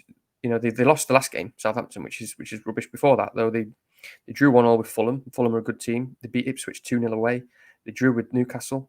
They beat Palace. They drew with Leicester. They've been playing all right, haven't they? So yeah. I think I know you know this, but for anyone watching who's maybe not quite so clued up on this, but when things are going badly at West Ham, the atmosphere can turn pretty toxic quite quickly. And he's the manager's under a quite significant amount of pressure already, I think it's fair to say, mainly because they've looked particularly shocking at home, which is always a difficult thing. I mean, you saw the Man United game the other week. I know they won and all that kind of stuff, but you know how open they were in that first half. It was absolutely abysmal. They should have been 3 or 4-0 down. And of course, if that happens, this is one of those, in the background. If you watch, if you listen to ex-West Ham employee, all those kind of in the know type people, they're already saying this result is important. If there isn't a result or a good performance there, he's in trouble. And fans will be aware of that. They'll know that going into this game, so they'll know. It is one of those games where it could easily turn. If Everton score first, there's going to be a problem, I would say. So that's the kind of game that you're going into. So I don't know how he's going to approach it. Is he going to go in there a little bit more defensive? But Alvarez is missing. I think for people who don't watch a lot of West Ham, he's not perfect. He gets an awful lot of yellow cards, but he's quite comfortably our best screening player, our best chance of the defense being well kept. So he's not there, obviously. So yeah, I don't know. I would expect us to concede, but I wouldn't expect us to concede more than one. Particularly, it could happen, but yeah, that's. It looks to me like a 1-1 game, unfortunately. Okay. That's interesting. Well, I wouldn't put anyone off. I don't think it's a terrible play. It's not an awful play to play Fabianski. I put him in at the beginning of the week, and that's what you'll see on the screen. But the longer the week is drawn on, I'm like, oh. Yeah. Okay. I just think if that rogue kind of 20% chance of I don't know what the clean sheet odds are for Arsenal this week, but you just know that if it's not going to be 6 points, if the 20% or 25% or whatever it will be comes in, it's going to be 10 points. 11 points. And is that worth it for 30% of 6 points? That type of thing. I don't know. You just know as well, don't you, with Raya, like after him getting all those ridiculous points in the first 3 or 4 games when the fixtures weren't great, and then we all get him in for the 7 games and he gets 4 points, and then everyone benches him because it's suboptimal to play him. But I think I'm going to just sort of stick with that again, that kind of heuristic, that kind of rule, and just. Like you said, it's an important point. Is Palmer's pretty significant. If he's not going to play, that does change things a little bit. But rightly or wrongly, I think at the moment I'll probably play Raya just about. Yeah, I'm gradually leaning there. Actually, seeing as we're talking about our teams, let's have a quick look at them. I know that we haven't. We've danced around the fixtures a bit, but I think you're basically me in a couple of weeks' time here, so you're ahead of me in the great plan, if there is such a thing. But do you want to? You've already moved. Is that fair? Yeah. Again, I didn't used to do this as often, but in a week where it's close, to just take the 0.1s.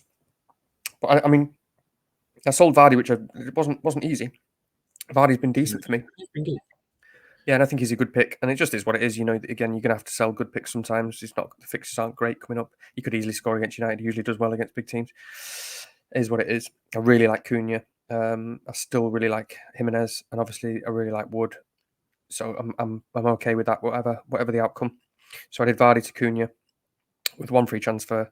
I'll leave it like that. Salah captain, Saka vice.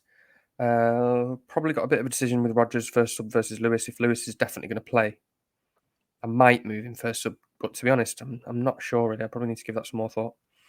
I'll leave Palmer there almost certainly, regardless of what the news is. Even though I've no real problem if anyone wants to just go Fernandes, you do get that extra fixture, or you want to go for Son or something like that.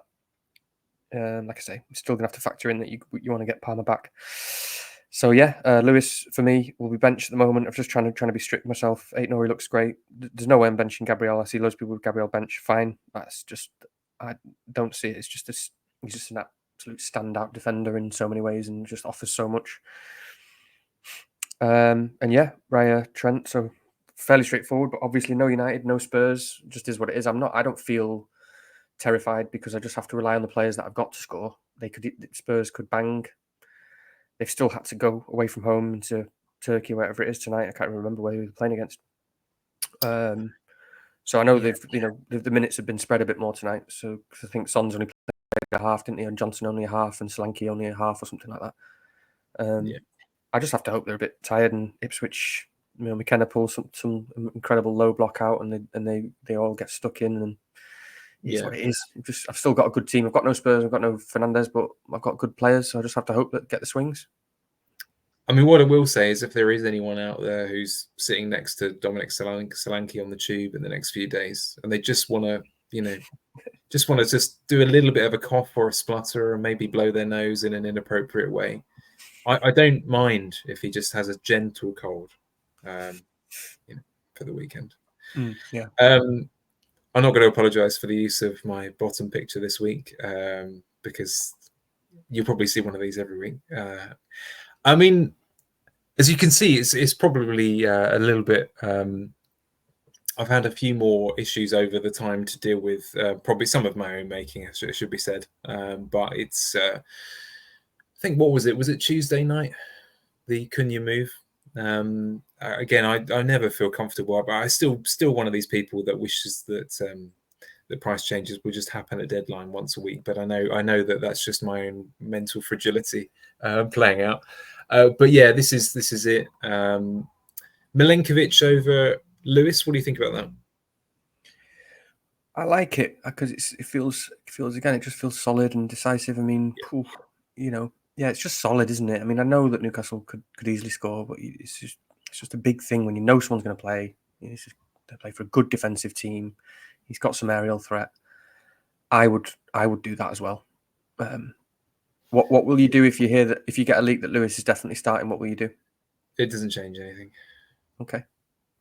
I don't know. I've reached the point where this is probably why I was sort of flirting with the idea of a long-term -4 at some point in game week 12 or 13. I've kind of lost my fervor there, but no, It's okay. I'm happy to kind of take a watching brief. He's still a good player and he's playing well and all the rest of it. But to be honest with you, I'm annoyed that I've only got Milenkovic in whatever it was 3 or 4 weeks ago, because I just wish I'd had that Forest defender in a little bit earlier and I would have got used to just playing them every week. Maybe it would have been Anya, or someone instead, but you just feel immediately a little bit calm because you know that they are their objective is to keep a clean sheet. Their objective is for him to be useful in the opposition box as well. And the other week, I think I told you this, he during the highlights, they were 3-0 up against West Ham and he gets this flicks on a header for the fourth goal, which is disallowed. And I thought, oh God, it's going to be a bloody 12-pointer or 11-pointer or something like that. And got pretty lucky there. But he does that every now and again. So he's a good long-term pick. I'm pretty happy with him. If I could find a good rotation with him, I think I'd use him more. But it's just that thing. The rest of the team, this is the difference. I'm just going to flick back to yours very quickly, is that you don't have any sort of booked moves, do you? Whereas I quite obviously have a Johnson to Saka situation going on next week. I think I've got 3.4 in the bank, something like that. But you presumably can just hold out and wait for a few weeks now.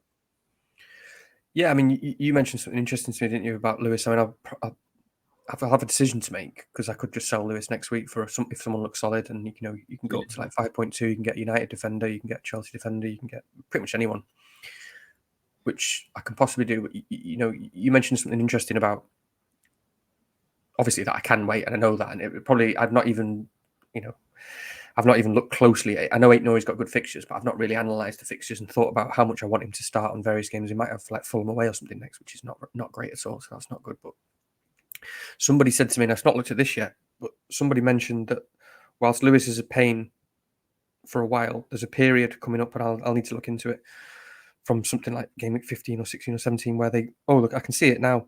Certainly 17 just before Christmas, and then obviously Boxing Day, and the one after the kind of the early kickoff on all of those days. So we're likely to get a leak. So it could be quite handy to know that Lewis is going to start for like 3 or 4, if he's going to start 3 or 4 games over Christmas. So there is an option. Oh, yeah, that'll be sweaty. Yeah, but no, I'll either roll or I'll upgrade Lewis, and I feel like if Lewis was changed, I'd, again, fingers crossed, 15 fairly solid players that I'd be hoping I can take into Christmas period. Yeah, I mean, you're pretty. I think I misheard you there. Did you say if Lewis was changed or if Lewis was James? No, not James. No, upgraded or I think I just merged 2 words. No, the bloody hell, yeah. I'm not there yet. But no, that feels like potentially the weak point in the team at the moment. After this week, obviously, aside from the fact that I've got no United and Spurs. But yeah, you're pretty similar, aren't you? You're looking good, and Forest defense, like you said, is just great. And you know how close I was last week to going Forest defender instead of Aït-Nouri. I was going to get Aina, but I wasn't going to play him. Yeah, I'm not going to sit and say I would have had 15 points. I would have had him first bench, and he would have stayed on the bench. But I was extremely close to getting Aina in. Yeah. The thing with him, I can see. So, okay, talking about selling defenders and that sort of thing, it's quite difficult to squeeze in at the moment. But I would unequivocally, even with the fixtures, would rather sell Lewis than I would Milenkovic. I'm just quite happy for him to be there forever, more or less. He's one of those players you don't need to mess with. You know he's going to play 90 minutes every week. He's a big so-and-so. And yeah, I like players like that. That's exactly what the 4th defender spot is supposed to be for, really. And if, so yeah, quite happy with him. And also, by the way, just a quick word on Chris Wood, because I know that we're only relatively new owners, but every time I see people saying that they've missed the boat, there's a little bit of me that's very pleased about that, because to me, he just looks like an obvious. Well, he can stay there for quite a long time now. And you might need to rotate him in and out a bit, but I'm quite happy, using him that way. Is that how you feel as well? Or? Yeah, I mean, totally. I mean, obviously, I'm not like. It's weird because I'm at a stage where we don't get to be really excited about him because he has got tough fixtures, and then there's obvious games coming up where you probably play Rodgers. It's a nice rotation with Rodgers. So it's a little bit disappointing that you've missed all those points. Again, I was so close to having him game week 1 and went Muniz instead. And I know it's easy to say that sort of thing. It's a bit frustrating to miss all those goals. But anyway, I didn't have him, so it doesn't matter. But so at the very worst, you feel a kind of a transfer ahead. But people who haven't got Wood have got Solanke and stuff, so it could go either way. But the short answer is yeah, it just feels like it's a bit like the Forest defence. The 2 things that feel good and reliable and repeatable about Forest is the Forest defence and Chris Wood. Like, if and when they're going to score, he's just really surprisingly good. And he's another one of these players you just naturally underestimate him, don't you, because of the way he looks and his style of play and all that sort of stuff. And when you sort of watch closely, you're just like, Jesus, this guy's always in the right place. And he's always, when the ball drops, he's always there. And he just... Sometimes you can't quantify that. Like, he just knows where to stand, and he's just such a big bully. He just bullies everyone in the air. He beats people up. He's not scared of a challenge. It's just and again, if we were the kind of podcast that had the nice stats on the screen, I could use them. But I'm pretty sure he comes really high on those tables of the quality of chance that he gets. In terms of where he's located when he gets the chance, that type of thing. He's one of those players who does pretty well for that. So yeah, no, very happy with him. Let's finish up with a few questions. I suspect we have answered a few of these already, but I'll just run through the ones that I don't think we've touched on. DCL replacements already. Rogue free hit. I don't know whether I've got a strict view on what Pep asks there, which is how many premiums is optimal and how many is too many. I mean, ultimately, my answer to that, I don't know about you, Danny, is just simply. It's going to depend on the composition of the rest of your team, right? I mean, if you are deliberately squeezing in Saka to add on to Haaland and Salah, etc., and it looks rubbish as a result of it, then obviously that's too many. But I think, I've landed on being pretty happy with 3 for the ongoing future, and that's only possible if you don't have Haaland. But do you have a particular take on that? Yeah, my take is just like my team. Whatever's my team is what I think is best. So Yeah. Salah, Saka, Palmer is I think what you want. And a lot of people say you can't have Trent. I think it's quite easy actually. You just got to go with the cheap strikers. Yeah. So I don't like really getting rid of Trent. And I just think you have Salah or Haaland, and I prefer Salah. Whether that's right or wrong, could be completely wrong. Could cost me 2 million rank, but I think in my view, you have to have Saka and you have to have Palmer, especially with the fixtures that are coming. And I think you have Salah with him. Yeah. We can probably whip through these pretty quickly from the looks of it. So some of them, Errol, thanks for your questions again. Haaland game week 11, hold or sell, and then he talks about do we keep Palmer? Do we keep Palmer this game week if he plays on Sunday, or do we transfer him out? So there's he's got two questions in one there. So I mean, Haaland, we've talked about hold or sell. Do you have any particular? I'm trying to remember whether you've.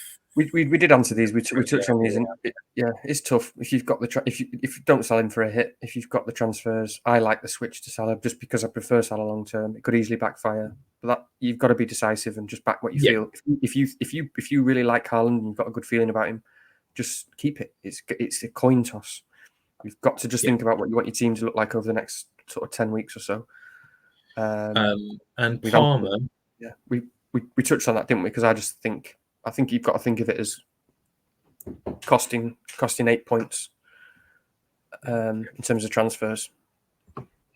So I don't like it, but I don't. If you really want to go for it, and you maybe want to captain Son or you want to captain Bruno, fine. Well, Alex Ball, we've already talked about captaincy. I think we're both on the kind of Salah side of things there. Mikey's asked about Liverpool defensive double up. It's an interesting one. I think money not being particularly an option, do I want to use two of my Liverpool spots in defence? I could probably talk myself into that. I don't know whether this is exactly the right time that I would want to do that. So perhaps not necessarily the right timing. I'd be tempted just to go a little bit cheaper for the short term, chance my arm with a kind of Digne or a Kadioglu or something like this. But yeah, I don't hate it. I mean, Konate is one of these players, isn't he? He's never constantly been fit for a long period of time, at least from my memory of him. But he looks decent enough. He's picking up the occasional bonus point. I think he's got a goal and an assist so far. I might be wrong about that. So yeah, not too bad. Yeah, Konate looks decent. People are much more fond of him than I am, but he's in that bracket, isn't he, of the players you could upgrade from Lewis if you wanted to, but they've got Villa and City and Newcastle away in the next 4, so you're sort of making a transfer to kind of pretty much maybe bench someone. So I'm not too fussed. Just give it some time if you can. Not too, but I've no problem with it. At what point can you justify a free transfer on a goalkeeper? I'm guessing this is David, whose Gills there, is either talking from a Raya owner or a Flecken owner perspective. That would be my guess. Yeah, you don't want to be transferring Raya out because they've got an amazing run of fixtures coming up. Yeah. So, and I think most Flecken owners are probably paired with someone else anyway. So I'm going to assume that's probably not a great deal of a problem. I mean, for me, to answer this quite simply, David, I would, pretty much it would be at a point where either they're injured or the alternative that you're looking at has got an incredible run of fixtures and you're timing it to that. So I think those are the only two reasons I would come up with. Yeah, you need to have a few spare transfers, and we've already talked about. I'd be feeling pretty good as a Flecken owner right now, again because of the things that I've already said, which I'm purely speculating. But we might see Brentford shift a little bit more defensively in the next few. One more question from Frazier that we haven't answered. Is the midfield template set? So he talks about Salah, Saka, Palmer, Mbeumo, and Rodgers. And if not, who do you think is? I'm going to rephrase this slightly, Frazier. If not, who do you think is kind of the most likely player to perhaps break up those spots? I mean, I think we can almost assume that Semenyo is the equivalent of Rodgers, so to speak. So I'm going to kind of rule him out of this conversation. You probably have one or the other, but you could easily have both. What do you think? Is there another chancer there? Is it Bruno? It's probably Bruno, isn't it? I was about to say I can't think of anyone, but I do like Bruno coming up. So there's no, it'd be nice to have him in there. Can't think of anyone else really. Can you? I guess maybe Luke. Yeah, there is one. Oh yeah, okay. There's one, and we both know who it is, and we're just waiting for J-Lo to get the boot, and then we can get him in. Even if it means selling Brian, we're going to do it because we love him. Yeah. So if anyone's not sure, Richie's a West Ham fan, and the player we're talking about has Everton at home next. Lovely stuff. So yeah, and I scored a winning penalty the other week as well. No, but for those who are asking, I think he probably is he's more likely to take them than not now, actually, because Paqueta is not in great nick, unfortunately. He's not the 85 million player that was going to move to City a couple of years ago. His confidence is shot, unfortunately, relative to him. And we'll finish with FPL Daily, who lured me in with a picture of Christian Daly, who was captain during West Ham's promotion-winning season through the playoffs when they beat Ipswich and some other whoever else it was, might be in Preston, I can't remember that year. As a non-Salah owner, non-Liverpool owner, and a likely Pau Torres starter, any advice? Pretend they don't exist and prepare for my rank to be obliterated. Yeah. What's the advice to a Pau Torres owner? What's gone wrong? What's happened here? Not that it's not that it's that terrible, but starting them away at Liverpool, oof. If you're in that bad a shape, don't be afraid to. I nearly said that horrible line. Don't be afraid of hits. What does that mean? But if your team is really struggling, we're about to come into the period now. If there's ever a time if you really need to take a hit, just do it, shift it around a bit. But make sure you've got as long as you've got a captain you're happy with. The most important thing is captaincy in FPL. So if you don't have Salah, fine. But if you've got Haaland, that's fine. If you've got Son or Fernandes, that's fine. So make sure you've got a good captain and don't take a hit just to bench Pau Torres or whatever. Don't take a hit for a cheap defender. If you're restructuring your whole team, it might be different. But yeah, my advice, Simon, is there are other things that can give you pleasure in life. It doesn't need to be FPL. For example, this weekend, I know that during one of the sets of games, I'm pretty definitely going to get fried chicken and waffles down in South London. And I'm pretty happy about that. And whatever game is going on at this point in time, I won't let it disappoint me because I will be focusing on how good that's going to taste. So that's my advice. But there are other things: cross-stitch, banjo baiting, all kind of hobbies that you can. Not that I'm validating those things, by the way. But yeah, other hobbies are available. But yeah, no. But the rest, Danny said it already. I guess Canate's got an injured arm, so that obviously means that he'll struggle to defend set pieces as much and climb over people, and that gives Pau Torres much more chance of scoring this week, doesn't it? So I'm surprised that Pau Torres hasn't got a few more returns. Actually, I mean, when he first came into the Premier League, he looked like he was quite good at set pieces and defenses. That's all. So yeah. I don't know how you've ended up in that position, Simon, but God be with you, or whatever people say. It'll probably be all right. It's only 1 week. Be fine. Then you got 2 weeks off. And we'll probably be back during the international break, won't we, at some point, Danny? We'll definitely have a guest on. No one wants to hear me and you talk for this long, really. Yeah. So yeah, we'll try and get someone interesting in. There's no one listening now. They've already switched off, so they're not even hearing this. Yeah, there are other things to do. Yeah. There's good stuff on the telly, and we can get round to our TV tips, Danny, at some point or another. We haven't got to that stage of podding. Well, we're just waiting for the NordVPN sponsorship, aren't we? Yeah, we are available, by the way, and I would like that kind of stuff so that I can, watch extra programs and such. I've recently just started to rewatch all of my box set of the Sopranos. There's nothing else to watch in the house, so yeah, we need you. All right, okay, I guess we'll better wrap up. We've talked for long enough. But yes, thank you for your company as always, Danny. And I hope people like this layout. We've tried something new. I know it's got a horrible watermark in the background, but if you ignore that, we're gradually getting there. We're becoming better. And if anyone wants to send us free stuff like microphones and all sorts of bells and whistles. You've already got a fancy microphone, have you know? I've not. I've got a rubbish microphone, but I should say again to the 3 people that are still listening, like Baker from Above Average, which is obviously one of the favorite pods. He gave me his old camera, which is great, which is lovely. So the camera I'm using at the moment he just sent it me for free in the post. Baker's he's a good friend of mine. So yeah, I need to upgrade. We need to upgrade all our stuff. But yeah, no, it's just to say like, just appreciate and thanks for everyone who's actually like done whatever they do, like do the likes and the comments on the video. It's appreciated. Oh, we yes.